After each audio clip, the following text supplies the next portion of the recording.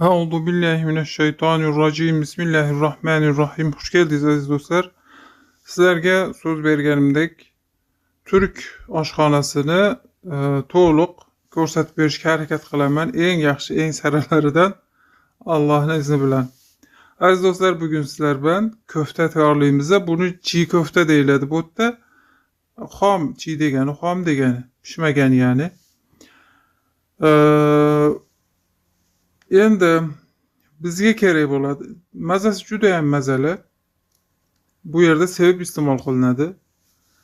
2 stakan 200 gramlik stakanda köftalik bulgur esmer deyiladi, qora.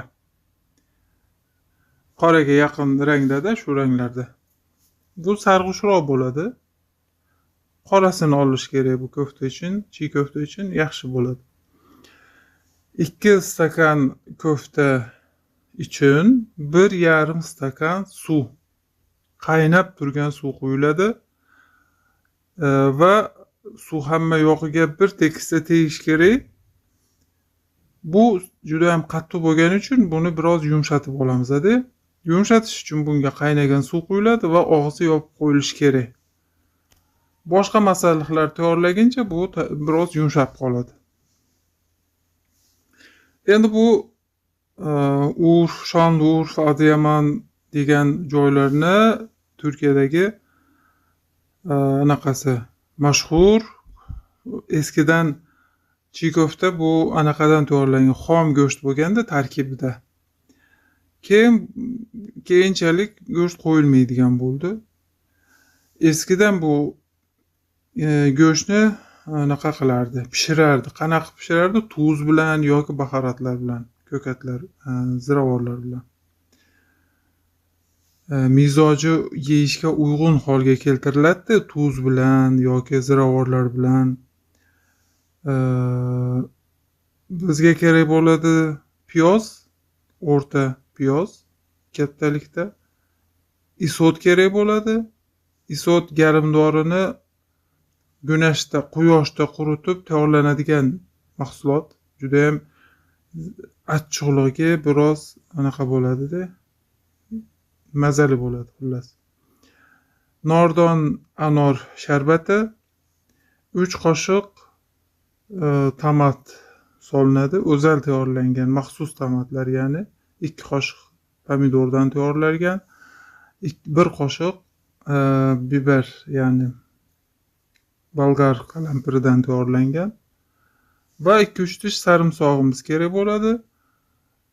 Murch ta'bizga ko'ra, zira solinadi ta'bizga ko'ra maydalangani. Va nima deydi, achchiq qalampir. U ham maydalangan ta'bizga ko'ra. Tuzini ham kichkina qoshiqda 2 qoshiq to'la solsangiz bo'ladi.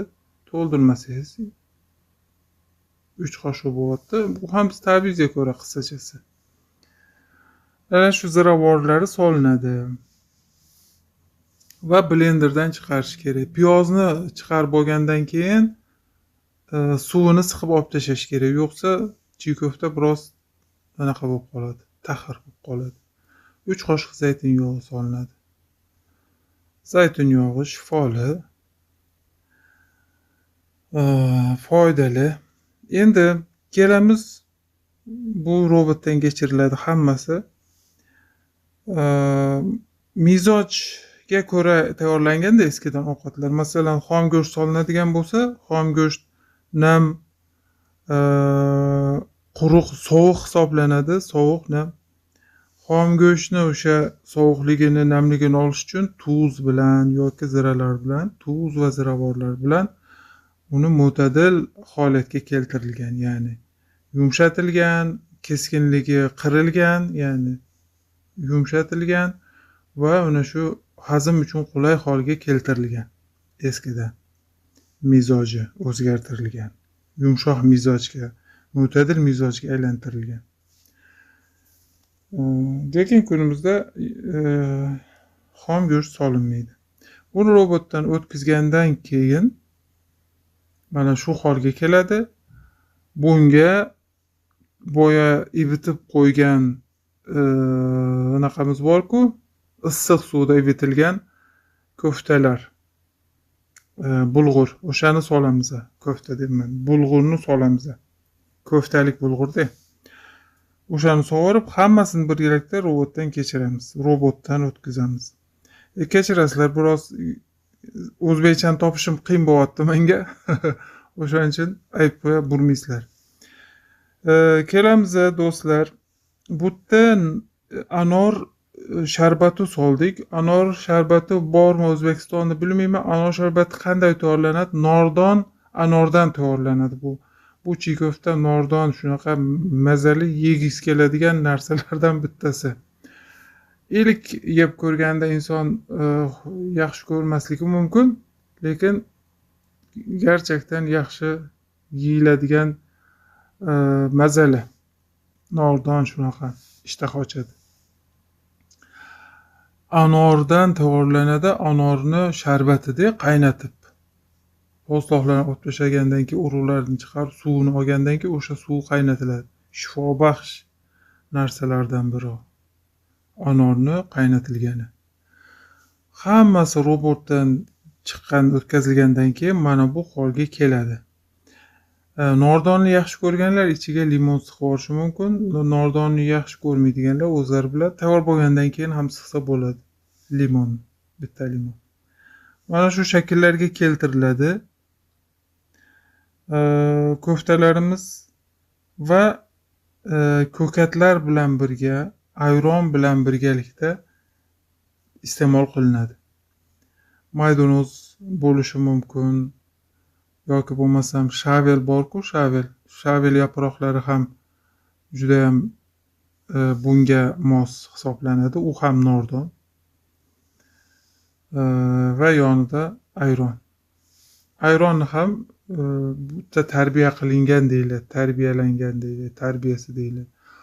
U nimaga unaqa deyiladi desam, mizoj ilmidan bizga ma'lum.